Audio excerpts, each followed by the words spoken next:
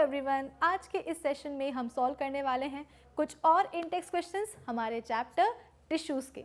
Previous session में हमने आपकी एनसीईआरटी बुक के पेज नंबर 74 में जो इंटेक्स क्वेश्चंस दिए गए थे उनको हमने किया था सॉल्व। क्वेश्चंस तो हमने सॉल्व करा ही था, लेकिन साथ ही साथ हमने बहुत कुछ टॉपिक रिवाइज भी कर लिए थे।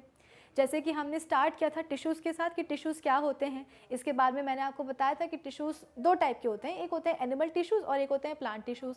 तो हमने फोकस किया था प्लांट टिश्यूज़ के ऊपर। प्लांट टिश्यूज़ में भी मैंने आपको बताया था कि प्लांट टिश्यूज़ के अगेन दो टाइप्स होते हैं, एक होते हैं मेरिस्टेमेटिक टिश्यूज़ और एक होते हैं परमानेंट टिश्यूज़। मेरिस्टेमेटिक टिश्यूज़ के भी तीन टाइप्स होते हैं, एपिकल और लेटरल एंड इंटरकैलरी। तो ये सब के सब मेरिस्टेमेटिक टिश्यू के टाइप्स हम ऑलरेडी कवर कर चुके हैं, डिस्कस कर चुके हैं। इसके बाद में हम पहुंचे थे परमानेंट टिश्यूज़ पे। परमानेंट टिश्यूज़ भी अगेन हम बोलते हैं कि दो टाइप्स के होते हैं, एक होते हैं सिंपल परमानेंट और एक होते हैं कॉम्प्लेक्स परमानेंट टिश्यूज़। तो सिंपल परमानेंट टिश्यूज़ भी हम ऑलरेडी कवर कर चुके हैं, यानी कि अभी तक हम आधे से ज़्यादा प्लांट टिश्यू कवर कर चुके हैं। आज के इस सेशन में जो रिमेनिंग एक टाइप बचा है परमानेंट टिश्यू का, that is complex permanent tissue, वो हम कर लेंगे रिवाइज, वो हम कर लेंगे डिस्कस। साथ ही साथ एक क्वेश्चन रह गया था पेज नंबर 74 का, उसको भी हम सॉल्व कर लेंगे।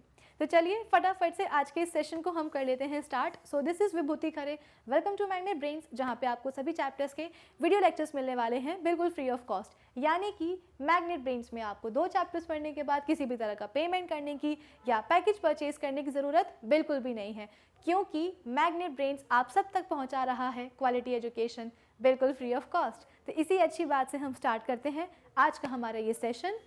क्या बोल रहा है हमसे ये सवाल कि what are the constituents of phloem. अब सबसे पहली बात तो यह है कि आपको पता होना चाहिए कि ये फ्लोएम होता क्या है।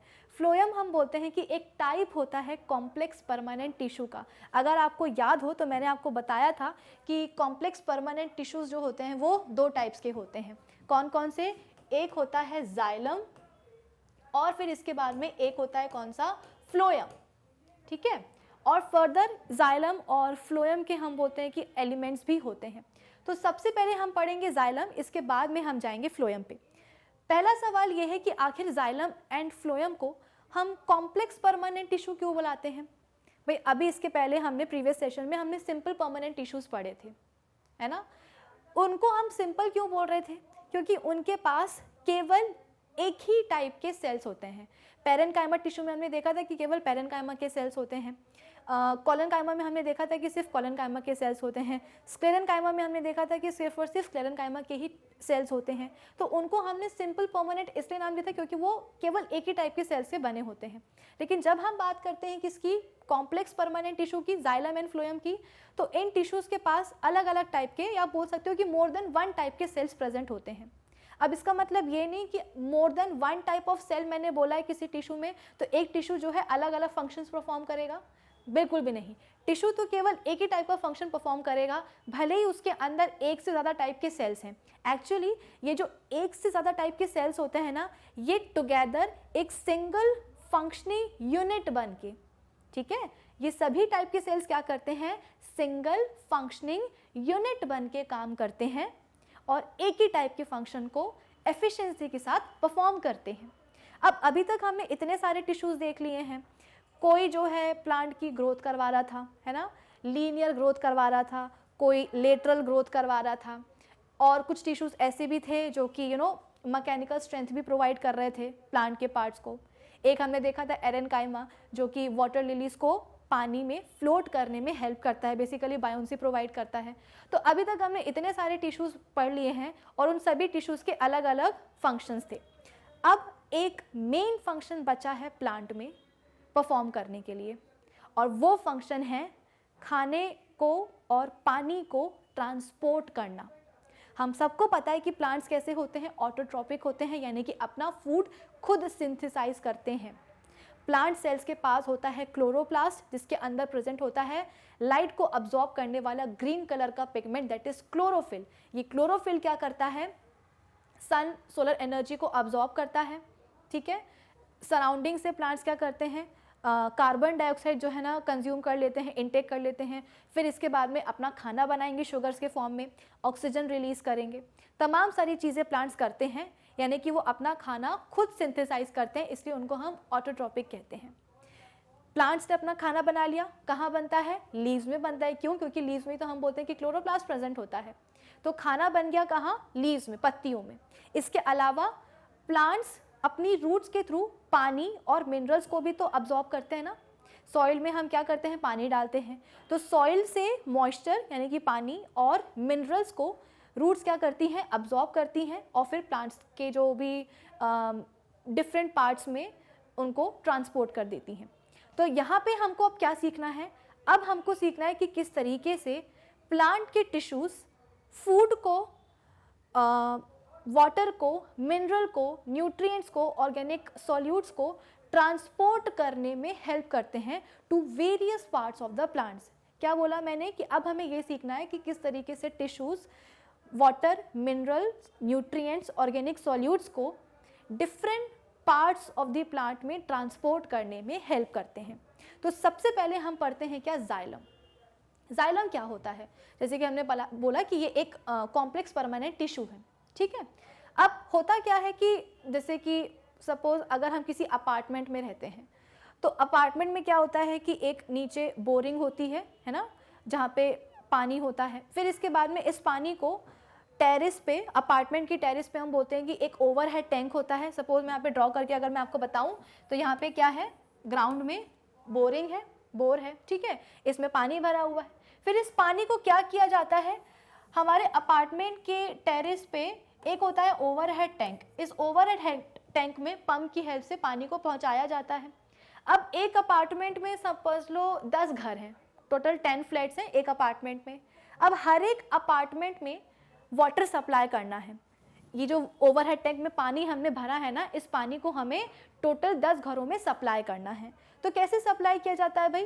पाइपलाइंस बिछाई जाती हैं। तो बहुत सारी हमें क्या देखने को मिलती हैं? पाइपलाइंस देखने को मिलती हैं। ये वाली गई एक घर में, ये वाली गई दूसरे घर में, ये गई तीसरे घर में, ये गई फोर्थ घर में। कुछ इस तरह की हमें पाइपलाइंस का एक नेटवर्क दिखाई देता है ना। सिमिलरली प्लांट के अंदर भी ऐसे ही पाइपलाइंस का नेटवर्क दिखाई देता है, और ये पाइपलाइंस का नेटवर्क कौन बनाते हैं? और कोई नहीं, जाइलम टिश्यू बनाते हैं। जाइलम कॉम्प्लेक्स परमानेंट टिश्यूज बनाते हैं। मैंने आपको बोला है ना कि अब हमें क्या पढ़ना है? अब हमें पढ़ना है उन टिश्यूज़ के बारे में जो कि प्लांट में न्यूट्रिएंट्स, मिनरल्स, वाटर और ऑर्गेनिक सॉल्यूट्स को ट्रांसपोर्ट करने में हेल्प करते हैं to the various parts of the plants. तो जैसे हमारे घरों में, हमारे अपार्टमेंट में बहुत सारी पाइपलाइंस बिछी होती हैं ताकि ओवरहेड टैंक से क्या हो, घरों तक पानी आ सके, सप्लाई आ सके पानी की। सिमिलरली प्लांट्स के अंदर भी ऐसी ही पाइपलाइंस आपको देखने को मिलेंगी। पानी के लिए पाइपलाइंस का नेटवर्क दिखेगा, और ये नेटवर्क कौन बनाता है? ये बनाते हैं जाइलम। और जाइलम के 4 एलिमेंट्स, जाइलम के 4 बहुत ही इंपॉर्टेंट एलिमेंट्स होते हैं, ठीक है। एक एक करके हम सभी एलिमेंट्स को पढ़ लेते हैं। एक होते हैं कौन? एक होते हैं, सबसे पहले हम बात करेंगे ट्रैकीड्स की। तो यहाँ पे आपको ट्रैकीड्स का स्ट्रक्चर दिखाई दे रहा होगा। कैसे दिख रहे हैं भाई? देखो, कोई भी आप टिश्यू पढ़ते हो ना तो उसका स्ट्रक्चर याद रखो। जैसे आप उसका स्ट्रक्चर याद कर लेते हो, वैसे भी कभी कभी क्या होता है ना कि एग्जाम में डायरेक्टली बोला जाता है कि XYZ टिश्यू का आपको स्ट्रक्चर ड्रॉ करना है और इसके बाद में उसके फंक्शंस निकले हैं, ठीक है। तो अगर आप स्ट्रक्चर अच्छी तरीके से याद करके जाओगे तो आपको बिल्कुल भी दिक्कत नहीं होगी। स्ट्रक्चर याद कर लोगे तो उसके फंक्शन भी आपको धीरे धीरे अपने आप याद होते जाएंगे। तो यहाँ पे हम देख रहे हैं कि ट्रैकीड्स क्या है, हमको ये ट्यूब लाइक स्ट्रक्चर्स दिखाई देते हैं। और कैसे होते हैं? थोड़े से लंबे होते हैं, लेकिन इनके जो एंड्स होते हैं वो कैसे हो जाते हैं? थोड़े से ओब्लीक हो जाते हैं। नॉर्मली ट्यूब कैसी दिखती है? अगर मैं एक नॉर्मल पाइप की बात करूं या ट्यूब की बात करूं तो मुझे कुछ ऐसी दिखाई देगी, है ना, सिलेंड्रिकल होती है शेप में। लेकिन यहाँ पे ट्रैकीड्स क्या है? ट्रैकीड्स हम बोलते हैं कि ऑलमोस्ट ट्यूब लाइक तो है, लेकिन इनके जो एंड्स होते हैं ना, इनके एंड्स क्या हो जाते हैं? ओब्लीक हो जाते हैं, या आप इनको बोल सकते हो कि टेपरिंग एंड्स हैं, ठीक है। मतलब प्रॉपरली ये पाइपलाइन तो नहीं है, प्रॉपरली ये ट्यूब तो नहीं है, लेकिन हाँ ट्यूब लाइक स्ट्रक्चर्स होते हैं, ट्यूब लाइक। और एंड्स कैसे होते हैं? यहाँ पे लिख देती हूँ मैं, एंड्स हो जाते हैं इनके ओब्लीक, ठीक है। फिर इसके बाद में इनकी जो सेल वॉल्स होती हैं वो काफ़ी थिक होती हैं और लिग्निफाइड भी होती हैं, फिर इसके बाद में हम बोलते हैं कि इनमें कोई भी परफोरेशंस प्रेजेंट नहीं होते हैं, ट्रैकीड्स में कोई भी परफोरेशंस यानी कि होल्स वगैरह कुछ नहीं होते हैं। अब अगर इनको हम वेसल से कंपेयर करें, ठीक है, ये पड़ोस में कौन है, वेसल है। वेसल मतलब कि क्या, ये हम बोल सकते हैं कि जाइलम का सेकेंड एलिमेंट है। तो वेसल से अगर हम इनको कंपेयर करें तो ये थोड़े से लेंथ में भी, अभी आपको पिक्चर में ये लंबे दिखाई दे रहे हैं, एक्चुअली क्या होता है ना कि ये लेंथ में थोड़े से कम होते हैं वेसल से, और ये डायामीटर में भी कम होते हैं। देखो वेसल कितना चौड़ा है और ये पतला सा है, नैरो सा है, तो डायामीटर में भी कैसे होंगे, छोटे होंगे वेसल से, और लेंथ में भी कैसे होंगे, शॉर्ट होंगे वेसल से। तो क्या क्या मैंने आपको कैरेक्टरिस्टिक्स बता दी हैं ट्रैकीड्स की, कि ये एलोंगेटेड होते हैं, ट्यूब लाइक स्ट्रक्चर्स होते हैं, लेकिन इनके एंड्स कैसे होते हैं, ओब्लिक होते हैं। ये सब बातें आपको इनके स्ट्रक्चर को देख के आप बता सकते हो, ठीक है। फिर सेल वॉल्स जो होती है वो थोड़ी सी थिक होती है, लिग्निफाइड होती हैं। परफोरेशंस इनमें नहीं होंगे ट्रैकीड्स में। लेंथ में वेसल से थोड़े से छोटे होते हैं, डायामीटर में भी वेसल से कम ही होते हैं, यानी कि थोड़े से नैरो होते हैं। अब आ जाओ कहाँ, सेकेंड एलिमेंट पे। सेकेंड एलिमेंट कौन है, हमारे वेसल्स हैं। अब ये जो वेसल्स होते हैं ये एक्चुअली ट्यूब स्ट्रक्चर्स होते हैं। ये क्या थे, ये तो ट्यूब लाइक थे, ट्यूब जैसे दिख रहे थे, लेकिन इनके एंड्स कैसे थे, ओब्लिक थे। लेकिन जब हम बात करेंगे वेसल की तो वेसल हमको एग्जैक्टली ऐसा दिखाई देगा, सिलेंड्रिकल दिखाई देगा शेप में, देखो यहाँ पे। और इनका जो अरेंजमेंट है ना ये भी बहुत मज़ेदार होता है। जो वेसल्स हैं वो एक दूसरे के ऊपर कुछ इस तरीके से अरेंज हो जाते हैं। अभी तो यहाँ पे सिर्फ आपको 2 वेसल मेंबर्स ही दिखाई दे रहे हैं, मैं एक और बना देती हूँ, एक और बना देती हूँ, इसके ऊपर भी मैं एक और बना देती हूँ, और इसके ऊपर भी एक और बना देती हूँ, तो आपको यहाँ पे ये एक मोटा सा पाइप दिखाई दे रहा होगा। तो एग्जैक्टली क्या करते हैं, वेसल्स जो होते हैं वो एक के ऊपर एक अरेंज होकर के एक लंबी सी ट्यूब बना लेते हैं। इसीलिए मैंने आपको कहा था कि प्लांट्स में जो पानी के और मिनरल्स के ट्रांसपोर्ट के लिए पाइपलाइंस होती हैं, पाइपलाइंस का एक नेटवर्क होता है, और ये नेटवर्क कौन बनाते हैं, जाइलम और उनके एलिमेंट्स ही बनाते हैं। तो देखो ना यहाँ पे पाइप का एक नेटवर्क नहीं बनता हुआ आपको नजर आ रहा। वेसल एक के ऊपर एक अरेंज हो जाते हैं और लंबी लंबी हम बोलते हैं कि ट्यूब्स बना लेते हैं। लेंथ में ये जो हमारे ट्रैकीड्स होते हैं इनसे थोड़े से लंबे ही होते हैं, ये डायमीटर में भी हम बोलते हैं कि थोड़े से ये बड़े ही होते हैं। साथ ही साथ हम बोलते हैं कि इनमें परफोरेशंस होती हैं, यानी कि इसमें छेद यानी कि होल्स प्रेजेंट होते हैं।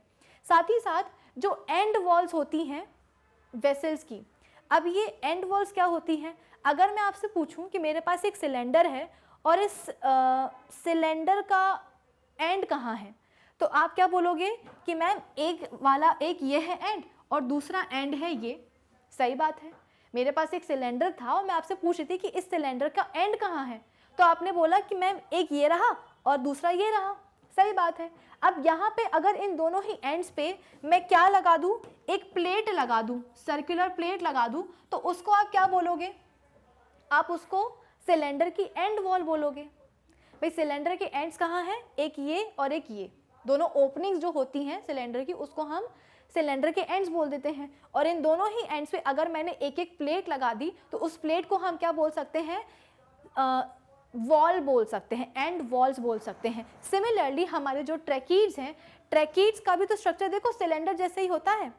तो ट्रैकीड्स के हम वेसल्स के जो एंड वॉल्स होती हैं, यानी कि अगर मैं एक वेसल यहाँ पे आपको बनाना दिखाऊं, ये रहा क्या, एक वेसल, ठीक है। अब इस वेसल की जो एंड वॉल्स होती हैं, यानी कि यहाँ पे और यहाँ पे जो वॉल्स होंगी वो कैसी होती हैं, परफोरेटेड होती हैं, यानी कि इनमें क्या होते हैं, बहुत सारे होल्स प्रेजेंट होते हैं, छेद प्रेजेंट होते हैं। कभी कभी तो छेद होते हैं, परफोरेशंस होते हैं, और कभी कभी तो एंड वॉल्स होती ही नहीं है, यानी कि सिर्फ एक सिलेंड्रिकल ट्यूब, ऊपर नीचे कुछ नहीं। अभी तो यहाँ पे क्या है, वॉल्स हैं, एंड वॉल्स हैं जिनमें छेद प्रेजेंट हैं छन्नी की तरह, लेकिन कभी कभी हम बोलते हैं कि एंड वॉल्स होती ही नहीं है, ठीक है। तो वेसल्स के ये कुछ कैरेक्टरिस्टिक्स होते हैं। तो ट्रैकीड्स और वेसल्स इन दोनों को ही हम बोलते हैं कि एट मैच्योरिटी ये डेड हो जाते हैं, ठीक है।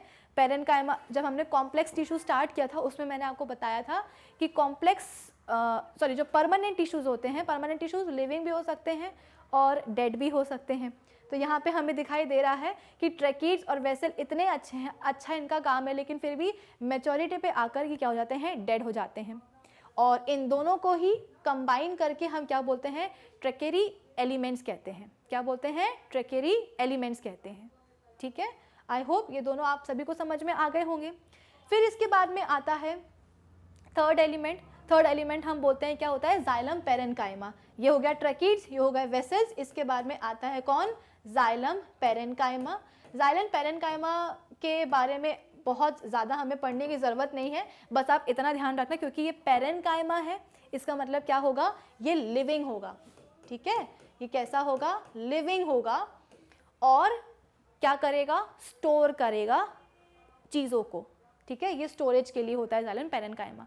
बेसिकली वो जो वाटर है, मिनरल वगैरह हैं, जो न्यूट्रिएंट्स हैं, उनको जाइलम पेरेन्काइमा स्टोर करते हैं और ये लिविंग होते हैं।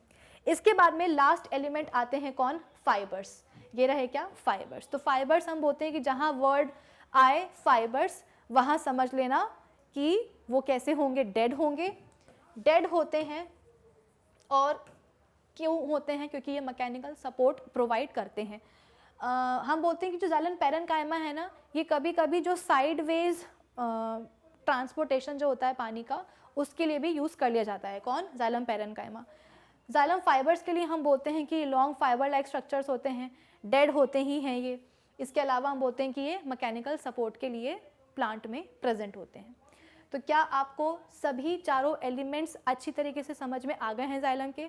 अगर मैं ओवरऑल बोलना चाहूँ कि ओवरऑल जाइलम का फंक्शन क्या होता है, तो पहला ये होगा कि रूट्स जो भी वाटर और मिनरल्स अब्जॉर्ब कर रही है, उस वाटर और मिनरल्स को डिफरेंट पार्ट प्लांट के पार्ट्स तक पहुंचाना। जहाँ जहाँ भी ज़रूरत है प्लांट्स को पानी की और न्यूट्रिएंट्स की और मिनरल्स की, तो वहाँ तक पहुँचाना। कौन पहुँचाता है, जाइलम और इनके ये चार एलिमेंट्स पहुँचाते हैं।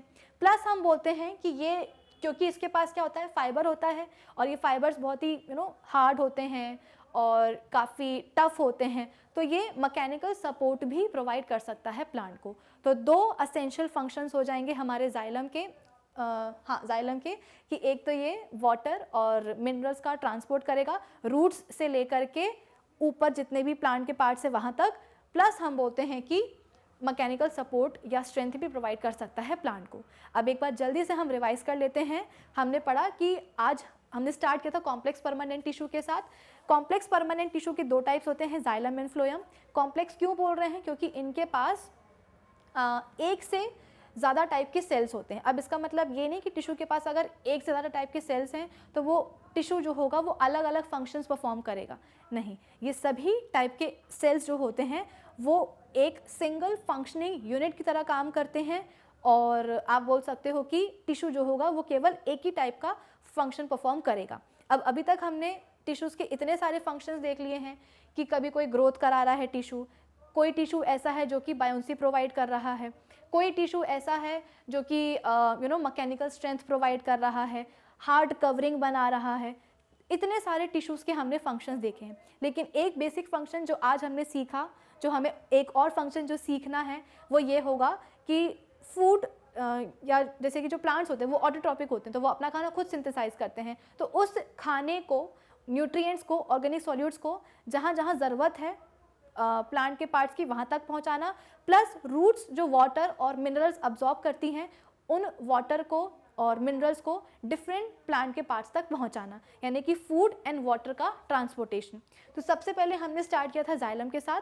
जाइलम हम बोलते हैं कि जैसे हमारे घरों में डिफरेंट पाइपलाइंस का आपको नेटवर्क दिखाई देता होगा, है ना। वो पाइपलाइंस का नेटवर्क क्या करता है, बेसिकली वाटर को सप्लाई करता है। सिमिलरली पाइपलाइंस का नेटवर्क, ऐसा ही नेटवर्क हमें दिखाई देता है कहाँ, प्लांट्स में भी। और ये पाइपलाइंस का नेटवर्क क्यों होता है, वाटर के ट्रांसपोर्ट के लिए। कौन बनाता है, जाइलम और उनके चार एलिमेंट्स।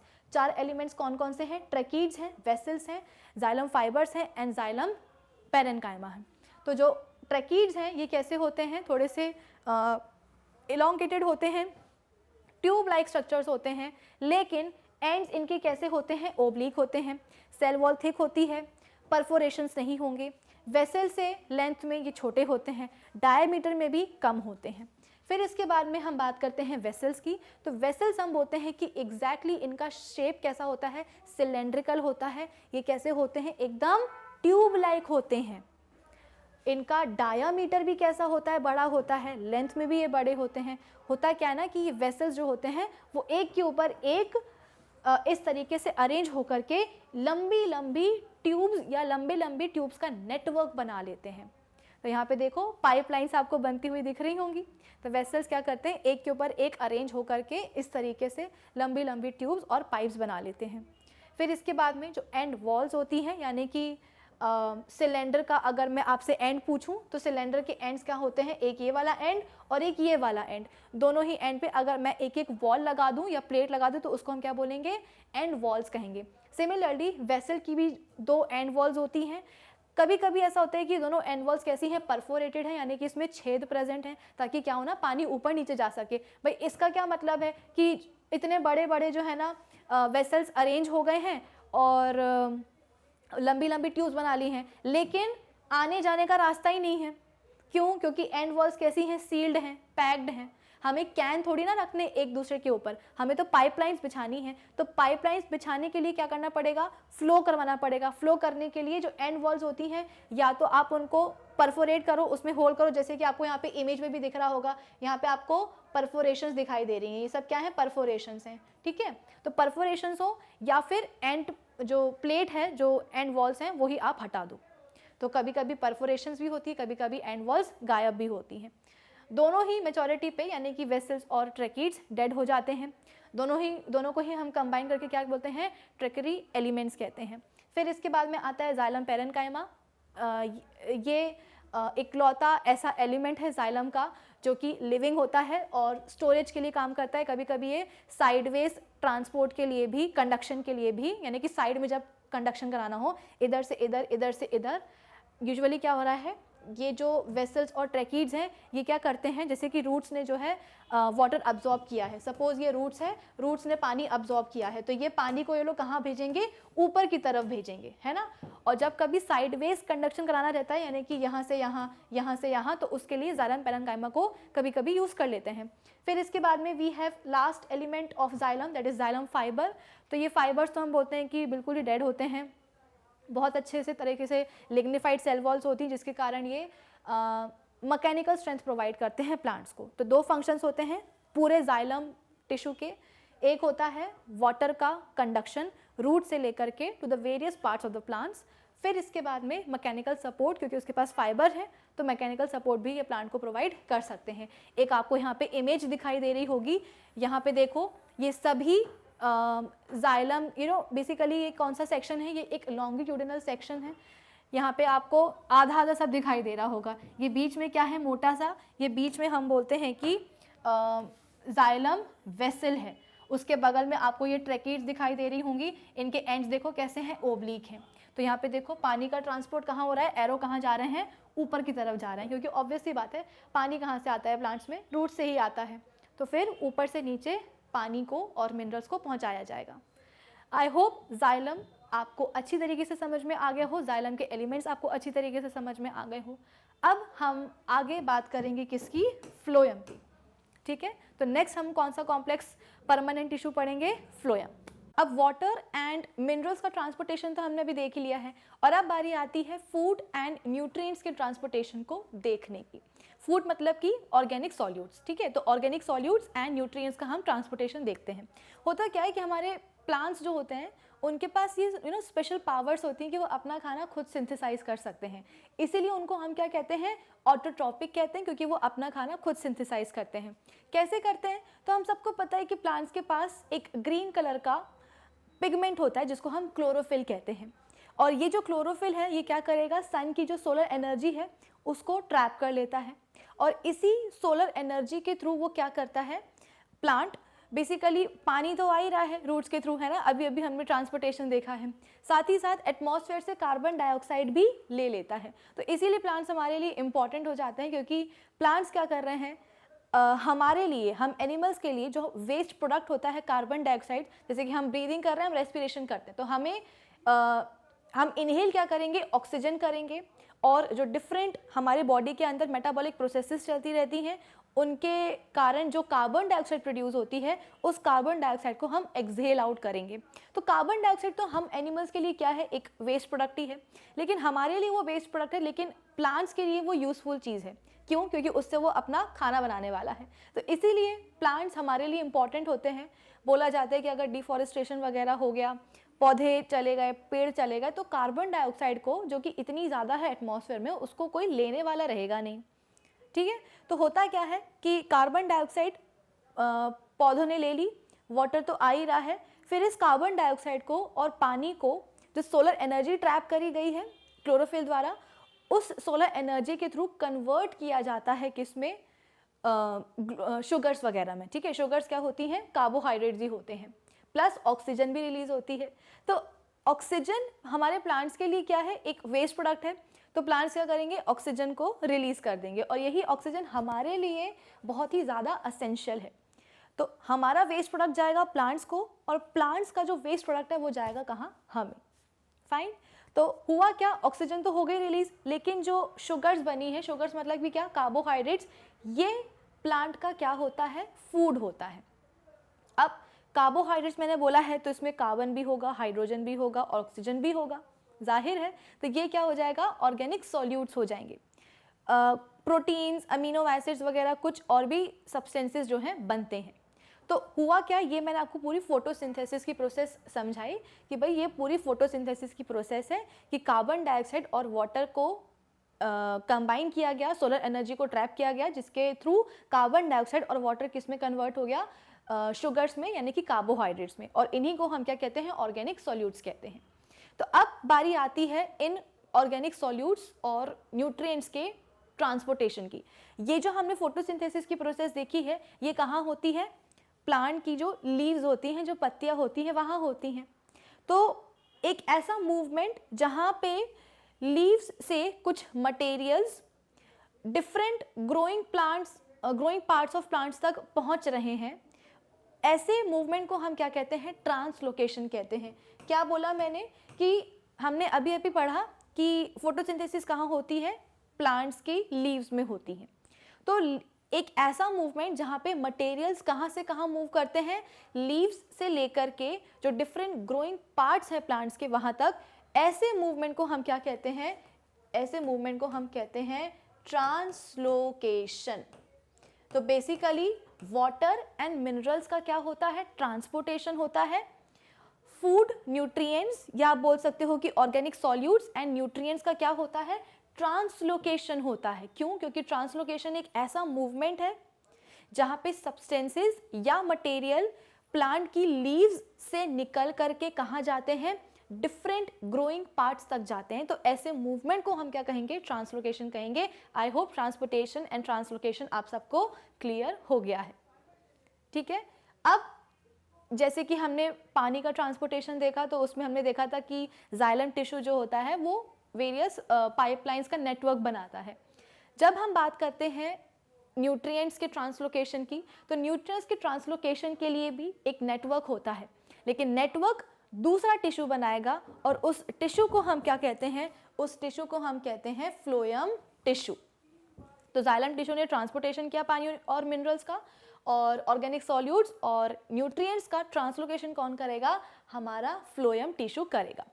फाइन, फ्लोएम टिश्यू भी हम बोलते हैं कि नेटवर्क्स बनाते हैं, बेसिकली पाइपलाइंस का नेटवर्क ये भी बनाएंगे। जैसे कि आपको दिख रहा होगा कि कुछ इस तरीके से फ्लोएम के टिश्यूज पाइपलाइंस का नेटवर्क बनाएंगे, लेकिन उस पाइपलाइन में कुछ और चीज़ें फ्लो होती हैं, न्यूट्रिएंट्स एंड ऑर्गेनिक सॉल्यूट्स। ठीक है, अब होता क्या है, कैसे नेटवर्क बनेगा, तो फ्लोएम टिश्यू के पास भी क्या होते हैं, 4 उसके एलिमेंट्स होते हैं। जैसे कि हमने जाइलम में पढ़ा है कि जाइलम में 4 एलिमेंट्स होंगे, सिमिलरली फ्लोएम के पास भी क्या होते हैं, उनके 4 एलिमेंट्स होते हैं।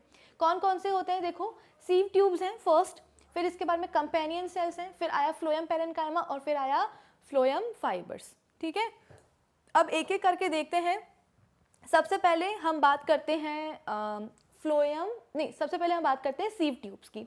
सीव ट्यूब्स नाम से ही समझ में आ रहा है, यहाँ पे आपको एक पिक्चर दिखाई दे रही होगी। ये बीच का पोर्शन क्या है, ये बीच का पोर्शन हम बोल रहे हैं कि है सीव ट्यूब्स। ठीक है, ये क्या है, सीव ट्यूब्स हैं। अब आपको यहाँ पे क्लियरली दिखाई दे रहा होगा, नाम से समझ में आ रहा है कि ये कैसे होंगे ये वाले element, sieve tubes tube like structures होंगे, ऑब्वियस सी बात है, ठीक है, ट्यूब लाइक स्ट्रक्चर्स होंगे और एक के ऊपर एक अरेंज होकर के लंबी लंबी ट्यूब्स ये फॉर्म कर लेते हैं।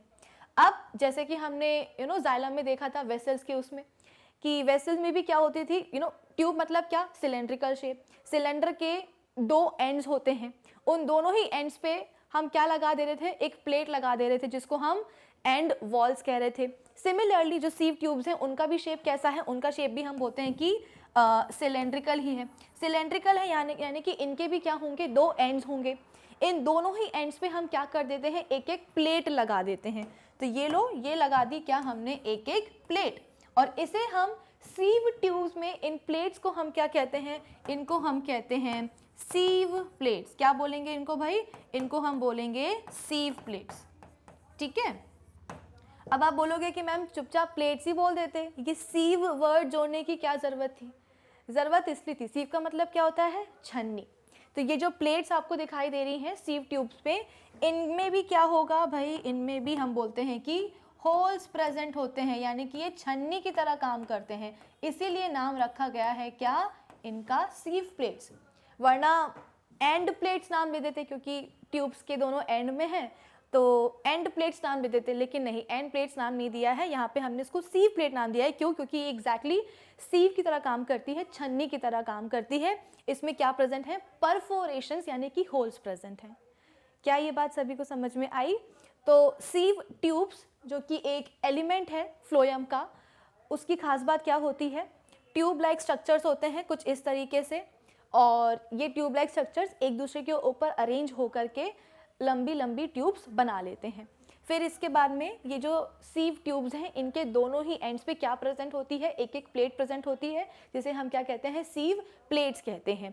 इन सीव प्लेट्स की खास बात यह है कि इनमें होल्स प्रेजेंट होते हैं जिसको हम परफोरेशंस कहते हैं। तो एग्जैक्टली ये सीव प्लेट जो है छन्नी की तरह काम करती है। आपको इस इमेज में भी दिखाई दे रहा होगा, देखो ये है क्या, ये है एक सीव ट्यूब, ठीक है, ये क्या है, एक सीव ट्यूब है, दिखाई दे रही है, और यहाँ पे आपको सीव प्लेट में कुछ परफोरेशंस दिखाई दे रहे हैं। देखो ये क्या है, सीव प्लेट है और इसमें आपको परफोरेशंस दिखाई दे रहे हैं। फाइन।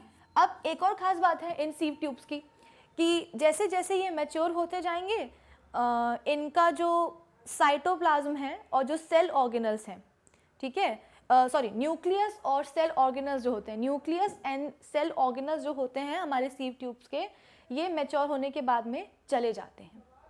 क्या बोला मैंने कि सीव ट्यूब्स की खास बात क्या है कि जैसे जैसे ये मैच्योर होंगे इनके न्यूक्लियस और इनके जो सेल ऑर्गेनल्स हैं वो गायब हो जाएंगे। तो फिर साइटोप्लाज्म का क्या होगा, साइटोप्लाज्म ही प्रेजेंट होता है, पर होता क्या है ना, क्योंकि ये हम प्लांट सेल पढ़ रहे हैं और प्लांट सेल में तो हम सबको पता है कि वैक्यूल्स होंगे, तो सीव ट्यूब्स के जो वैक्यूल्स होते हैं, सेंट्रल वैक्यूल वो बहुत ही बड़ा होता है, जिसके कारण साइटोप्लाज्म बिल्कुल पेरीफेरी यानी कि मार्जिन पे जाकर के हमें ऐसा लगता है कि मार्जिन पे जाकर के बिल्कुल चिपक गया, यानी कि साइटोप्लाज्म की हमें एक थिन लेयर दिखाई देती है। जो नॉर्मल हमने प्लांट सेल पढ़ा ना, एग्जैक्टली वैसे ही होता है। तो हमको साइटोप्लाज्म की एक पतली सी मार्जिन दिखाई देती है और बीच में एक बड़ा सा सेंट्रल वैक्यूल दिखाई देता है। और मेचोरिटी पे क्या होता है, ये मैं पूरी सीव ट्यूब्स की आपको कैरेक्टरिस्टिक्स बता रही हूँ कि मेचोरिटी पे न्यूक्लियस और न्यूक्लियस और जो सेल ऑर्गेनल्स हैं वो चले जाते हैं। अब एक बात बताओ, जो हमारे सीव ट्यूब्स हैं, अगर हम बोल रहे हैं कि इनका न्यूक्लियस और इनके सेल ऑर्गेनल्स जा रहे हैं मेचोरिटी पे, तो फिर ये काम कैसे करेंगे? क्योंकि हमको पता है कि सेल डिवीजन जो कि मेरिस्टेमेटिक सेल्स होते हैं उनको पूरे टाइम सेल डिवीजन करना है, वो कोई काम तो हुआ नहीं, वो तो उनकी लाइफ की एक स्टेज होती है, वो एक प्रोसेस होती है। तो वहाँ पे अगर साइटोप्लाज्म में थोड़ी सी कमी भी आ जाएगी तो भी हम बोलते हैं कि चलेगा, ठीक है। उनके पास वैक्यूल्स नहीं होते हैं मेरिस्टेमेटिक टिश्यूज़ के सेल्स में, क्योंकि उनको फूड को स्टोर करने की ज़रूरत नहीं पड़ती है। लेकिन यहाँ पे तो एग्जैक्टली ये लोग काम कर रहे हैं। अब काम कर रहे हैं तो इनको साइटोप्लाज्म और आप बोल सकते हो कि इनको न्यूक्लियस भी चाहिए है, इनको हम बोलते हैं कि सेल ऑर्गेनल्स भी चाहिए हैं। तो अगर ये अपने न्यूक्लियस और सेल ऑर्गेनल्स को खो देंगे तो फिर इनका काम कैसे हो पाएगा? फिर इसके बाद में रेस्क्यू के लिए आते हैं कौन? इनके दोस्त। दोस्त कौन होते हैं? जो जैसा काम है वही इनको नाम दे दिया गया है, इनको हम क्या बोलेंगे? कंपेनियन सेल्स बोलेंगे। क्योंकि भाई न्यूक्लियस और सेल ऑर्गेनल्स की ज़रूरत तो पड़ती है, मेजॉरिटी पे अगर ये खो दे रहे हैं तो फिर सेल्स कैसे सर्वाइव करेंगे। तो रेस्क्यू के लिए आते हैं इनके दोस्त, जिसको हम बोलते हैं कंपेनियन सेल्स। कंपेनियन सेल्स हम बोलते हैं कि थिन सेल्यूलोज की इनकी वॉल होती है, लिविंग होते हैं। इसके साथ ही साथ हम बोलते हैं कि इनका जो प्रोटोप्लास्ट है वो भी काफ़ी एक्टिव होता है। प्रोटोप्लास्ट मतलब क्या होता है, पूरा का पूरा cell except cell wall, cell wall को छोड़ करके पूरा का पूरा जो सेल है वो क्या कहलाता है, प्रोटोप्लास्ट कहलाता है। तो जो हमारे कंपेनियन सेल्स हैं वो क्या होते हैं, कंपेनियन सेल्स का टाइप क्या होता है, कैसा उनका स्ट्रक्चर होता है, तो आप बोल सकते हो कि लिविंग होते हैं, थिन सेल्यूलोज की सेल वॉल होती है और प्रोटोप्लास्ट इनका बहुत एक्टिव होता है। इनमें न्यूक्लियस प्रेजेंट है, इनमें सेल ऑर्गेनल्स प्रेजेंट है और इन्हीं के ऊपर जो सीव ट्यूब्स हैं वो अपने सर्वाइवल के लिए डिपेंडेंट होती हैं, क्योंकि इनको सीव ट्यूब्स को इतने मेटाबॉलिक फंक्शंस परफॉर्म करने हैं और इन मेटाबॉलिक फंक्शंस को परफॉर्म करने के लिए अगर इनके पास न्यूक्लियस ही नहीं होगा, सेल ऑर्गेनल्स ही नहीं होगा, तो फिर ये मेटाबॉलिक फंक्शंस कैसे परफॉर्म कर पाएंगे, कैसे सर्वाइव करेंगे। इसीलिए मैंने बोला कि सीव ट्यूब्स अपने सर्वाइवल के लिए कंपेनियन सेल्स के ऊपर रिलाय करते हैं, उनके ऊपर डिपेंडेंट है। क्यों? क्योंकि कंपेनियन सेल के पास न्यूक्लियस भी है और सेल ऑर्गेनल्स भी है। तो कंपेनियन सेल्स की हेल्प से जो सीव ट्यूब्स हैं वो सर्वाइव कर पाते हैं, अपने मेटाबॉलिक फंक्शंस को अच्छी तरीके से परफॉर्म कर पाते हैं। फिर इसके बाद में होता क्या है, जैसे कि आपको यहाँ पे साइड में दिखाई दे रहा होगा, ये क्या है, ये है हमारे कंपेनियन सेल्स। तो कंपेनियन सेल्स जो होते हैं वो हमेशा बहुत ही क्लोज एसोसिएशन में, हमेशा हम बोलते हैं कि बहुत ही क्लोज एसोसिएशन में पाए जाएंगे सीव ट्यूब्स के साथ। कंपेनियन सेल्स हमेशा एक क्लोज एसोसिएशन में पाए जाएंगे सीव ट्यूब्स के साथ, हमेशा चिपके रहेंगे। और जहाँ ये चिपके रहते हैं ना, वहाँ पे आपको बीच बीच में कुछ इस तरीके के परफोरेशंस भी आपको दिखाई देंगे, बीच बीच में कुछ परफोरेशंस भी दिखाई देंगे। इन्हें हम क्या कहते हैं, पिट्स कहते हैं। ठीक है, तो बेसिकली आप बोल सकते हो कि कनेक्शन बना रहता है कंपेनियन सेल्स का और सीव ट्यूब्स का, इसीलिए ये जो पिट्स हैं वो उनके इस कनेक्शन को अच्छा बना देते हैं, उनके कनेक्शन के लिए अच्छे होते हैं।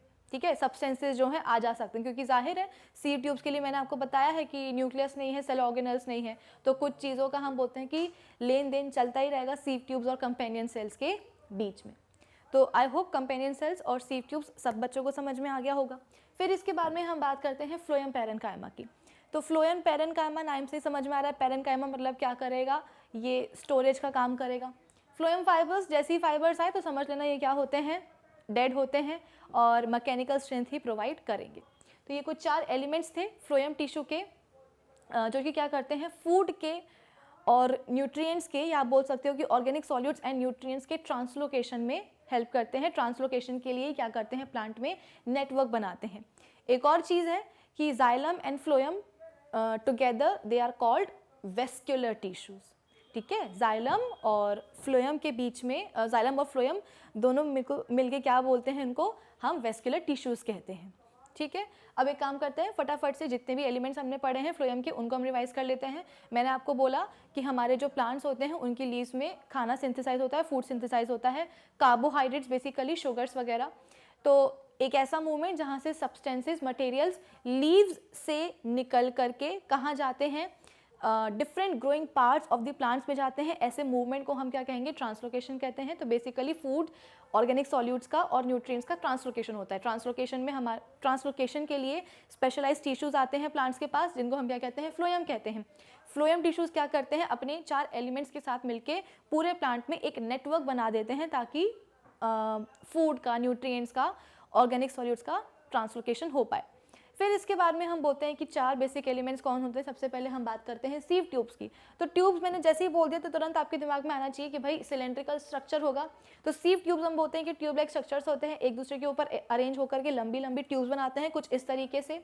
फिर अब सिलेंड्रिकल शेप होगा तो जाहिर है 2 एंड्स भी होंगे, तो दोनों एंड्स पे एक एक प्लेट लगी होती है, जिसको हम क्या कहते हैं, सीव प्लेट कहते हैं। क्यों कहते हैं, क्योंकि इन प्लेट्स के ऊपर परफोरेशन हैं, होल्स हैं, तो इसलिए इनको हम क्या कहेंगे, सीव प्लेट्स कहेंगे। फाइन। फिर इसके बाद में जो सीव ट्यूब्स, जो सेल्स होते हैं सीव ट्यूब्स के, इनका हम बोलते हैं कि सेंट्रल वैक्यूल थोड़ा सा बड़ा होता है, जिसके कारण साइटोप्लाज्म जो है वो पेरीफेरी में जाकर के एक लाइन की फॉर्म में प्रेजेंट होता है, एक थिन लेयर के फॉर्म में प्रेजेंट होता है। मेजॉरिटी पे सीव ट्यूब्स अपने न्यूक्लियस और अपने जो सेल ऑर्गेनल्स हैं वो खो देंगे। तो जब कोई सेल अपने न्यूक्लियस और अपने सेल ऑर्गेनल्स को खो रहा है तो उसके लिए मेटाबॉलिक फंक्शंस परफॉर्म करना बहुत ही डिफिकल्ट हो जाएगा। तो और अगर मेटाबॉलिक फंक्शंस परफॉर्म नहीं कर पाएगा कोई सेल तो फिर वो सर्वाइव कैसे करेगा। तो सर्वाइवल के लिए सीव ट्यूब्स को हेल्प करने के लिए आते हैं उनके दोस्त, जिनको हम कहते हैं companion cells. Companion cells living cells होते हैं और आप बोल सकते हो कि इनकी जो सेल वॉल है वो थिन सेल्यूलोज की बनी होती है और प्रोटोप्लास्ट यानी कि सेल वॉल को छोड़कर के पूरा का पूरा जो सेल होता है वो काफ़ी एक्टिव होता है, लिविंग होते हैं, एक्टिव प्रोटोप्लास्ट है और सेल वॉल थिन रहती है, सेल्यूलोज की बनी होती है और थिन रहती है। और ये जो कंपेनियन सेल्स हैं ये हमेशा क्लोज एसोसिएशन में कुछ इस तरीके से सीव ट्यूब्स के साथ पाए जाएंगे। और कंपेनियन सेल्स के पास न्यूक्लियस भी होगा, सेल ऑर्गेनल्स भी होंगे। तो ये क्या करते हैं, बेसिकली सीव ट्यूब्स को सर्वाइव करने में हेल्प करती है, क्योंकि सीव ट्यूब्स के पास न्यूक्लियस नहीं है और सेल ऑर्गेनल्स नहीं है एट मैच्योरिटी, तो वो कैसे अपनी किस पे मेटाबॉलिक फंक्शंस के लिए रिलाई करेगा, तो कंपेनियन सेल्स पे रिलाई करेगा। जहाँ पे हम बोलते हैं कि कंपेनियन सेल्स और सीव ट्यूब्स कनेक्टेड होते हैं, वहाँ पे आपको छोटे छोटे से पोर्स दिखाई देंगे जिसको हम क्या कहते हैं, पिट्स कहते हैं। तो बेसिकली सीव ट्यूब्स और कंपेनियन सेल्स का जो एसोसिएशन होता है ना, उसको ये बेटर बनाते हैं। फिर इसके बाद में थर्ड एलिमेंट कौन सा है, फ्लोएम पैरेन्काइमा, जो कि क्या करेगा, फूड को स्टोर करने का काम करेगा।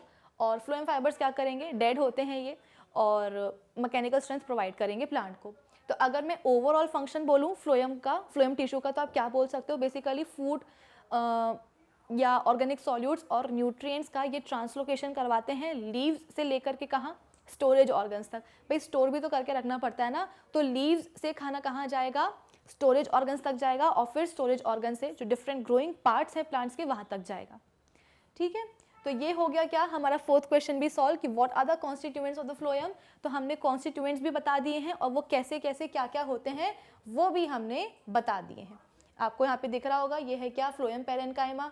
ये आपको सीव ट्यूब्स दिखाई दे रही होंगी, ट्यूब लाइक। ठीक है, उसके बगल में ये देखो, ये आपको यहाँ पे क्या दिखाई दे रही हैं, ये सीव ट्यूब्स दिखाई दे रही हैं। इसके साथ ही साथ यहाँ पे आपको क्या दिखाई दे रहे हैं, ये सारे कंपेनियन सेल्स हैं, ये कंपेनियन सेल्स है। इसके अलावा हम बोलते हैं कि ये क्या है, फ्लोएम पैरेन्काइमा है। ठीक है, तो ये फिगर हमेशा ध्यान रखना और सभी एलिमेंट्स फ्लोएम टिश्यू के ध्यान रखना। अब एक और चीज़ है कि सवाल आता है कि प्राइमरी ग्रोथ क्या है, सेकेंडरी ग्रोथ क्या है। तो प्राइमरी ग्रोथ कुछ नहीं, जो हमने लीनियर ग्रोथ देखी है ना प्लांट की, कि उसकी लेंथ बढ़ती है, उसको हम कहते हैं प्राइमरी ग्रोथ। और फिर इसके बाद में जब उसकी गिर्थ इंक्रीज होने लगती है, यानी कि जब प्लांट चौड़ा होने लगता है, तो उसे हम क्या कहते हैं, उसकी सेकेंडरी ग्रोथ कहते हैं। फिर इसके बाद में एक क्वेश्चन आता है कि भाई बार्क कैसे बनता है। तो जैसे कि मैंने आपको बताया है, एक कैम्बियम होता है। तो कैम्बियम हम बोलते हैं कि अब हमने जाइलम एंड फ्लोएम पढ़ लिया है ना, तो जाइलम और फ्लोएम के बीच में, जैसे कि ये रहा क्या, फ्लोएम, और ये रहा क्या, जाइलम। जाइलम हम बोलते हैं कि पेड़ के अंदर की तरफ होता है ना। जब प्लांट बहुत ही यंग होता है और उसका आपने स्टेम देखा होगा, वो बहुत ही टेंडर होता है, ग्रीन कलर का होता है। लेकिन जैसे जैसे प्लांट ग्रो करता जाएगा, उसका जो स्टेम है वो सेकेंडरी ग्रोथ भी शो करेगा, यानी कि चौड़ा भी होता जाएगा, लंबा तो होगा लेकिन सेकेंडरी ग्रोथ भी शो करेगा। और धीरे धीरे धीरे धीरे वो ट्री में कन्वर्ट हो जाएगा, ग्रो कर जाएगा। और फिर उस ट्री के ट्रंक को आप पकड़ने की कोशिश करोगे तो आप नहीं पकड़ पाओगे। फिर इसके बाद में ट्री में आपने बार्क भी देखी होगी और वुड भी देखी होगी। बार्क और वुड में फ़र्क होता है। लकड़ी अंदर की तरफ होती है पेड़ में, और ऊपर की तरफ जो आपको रफ सरफेस दिखाई देता है उसको हम क्या कहते हैं, बार्क कहते हैं, जिसको हम हिंदी में छाल भी कहते हैं। तो ये बार्क बनती कैसे है, तो वो मैं आपको बता रही हूँ कि ट्री में अंदर की तरफ क्या प्रेजेंट होता है, जाइलम प्रेजेंट होता है, और बाहर की तरफ फ्लोएम प्रेजेंट होता है। ठीक है, और इस जाइलम और फ्लोएम के बीच में क्या प्रेजेंट होता है, कैम्बियम प्रेजेंट होता है। ठीक है, कैम्बियम प्रेजेंट होता है। अब होता क्या है कि जैसे जैसे प्लांट ग्रो करता जाएगा, मैच्योर होता जाता है, तो ये जो कैम्बियम है ना, ये न्यू सेल्स ऐड करता जाता है। ठीक है, कैम्बियम क्या करेगा, न्यू सेल्स ऐड करता जाएगा। कहाँ करता जाएगा, जाइलम की तरफ भी करेगा और फ्लोएम की तरफ भी करेगा। तो ये हम बोलते हैं कि जाइलम की तरफ भी इसने सेल्स ऐड करें और फ्लोएम की तरफ भी सेल्स ऐड करें। अब होता क्या है कि धीरे धीरे धीरे धीरे इतनी थिक लेयर बन जाती है कैम्बियम के सेल्स की कि बाहर की तरफ जो फ्लोएम और जो बाकी सेल्स होते हैं वो कट ऑफ हो जाता है उनका जाइलम और अंदर वाले टिश्यूज के साथ। जिसकी हेल्प से हम बोलते हैं, जिसके कारण हम बोलते हैं कि बाहर के जो टिश्यूज़ होते हैं वो क्या बना लेंगे, बार्क बना लेते हैं। तो क्या बोला मैंने कि फ्लोएम और जाइलम को हम टुगेदर क्या बोलते हैं, वेस्कुलर टिश्यूज़ कहते हैं। इनके बीच में कैम्बियम होता है। जैसे जैसे प्लांट बूढ़ा होता है, ओल्ड होता जाता है, कैम्बियम न्यू सेल्स ऐड करते जाएंगे, जाइलम की तरफ भी और फ्लोएम की तरफ भी। जाइलम पेड़ के अंदर की तरफ होता है और फ्लोएम पेड़ के बाहर की तरफ होता है। तो जैसे जैसे न्यू सेल्स ऐड होते जाएंगे, फ्लोएम और बाकी जो बाहर की तरफ जो टिश्यूज़ हैं वो एक तरह से हम बोल सकते हैं कि अंदर के टिश्यूज़ के साथ उनका कट ऑफ हो जाता है, वो एकदम उनसे अलग अलग हो जाते हैं, जिसके कारण फर्दर ये बाहर के टिश्यूज़ कन्वर्ट हो जाते हैं किसमें, बार्क में। ठीक है, आई होप सभी को आज का सेशन समझ में आ गया होगा। अब हम मिलेंगे नेक्स्ट सेशन में। इस सेशन के साथ में हमने पूरा का पूरा जो प्लांट टिश्यू है वो कंप्लीट कर लिया है। अब हम मिलेंगे अपने नेक्स्ट सेशन में, और नेक्स्ट सेशन में डिस्कस करेंगे हम एनिमल टिश्यूज़, यानी कि हम अपने अंदर कौन कौन से टिश्यूज़ पाए जाते हैं उनके बारे में पढ़ेंगे। तो आज के सेशन के लिए इतना ही। अब हम मिलेंगे अपने नेक्स्ट सेशन में, और वहाँ पे कुछ और इंटेक्स क्वेश्चंस को हम करेंगे सॉल्व, साथ ही साथ एनिमल टिश्यूज़ भी कंप्लीट कर लेंगे। तब तक आप क्या करेंगे, हमारी जो ऑफिशियल वेबसाइट है magnetbrains.com, उसे विजिट कर लीजिएगा, जहाँ पे आपको सभी चैप्टर्स के वीडियो लेक्चर्स मिलेंगे प्लेलिस्ट में अरेंज, साथ ही साथ सभी टॉपिक्स के वहाँ पे आपको होंगे नोट्स भी available. So do visit our official website magnetbrains.com. Till then keep learning with Magnet Brains. Thank you for watching.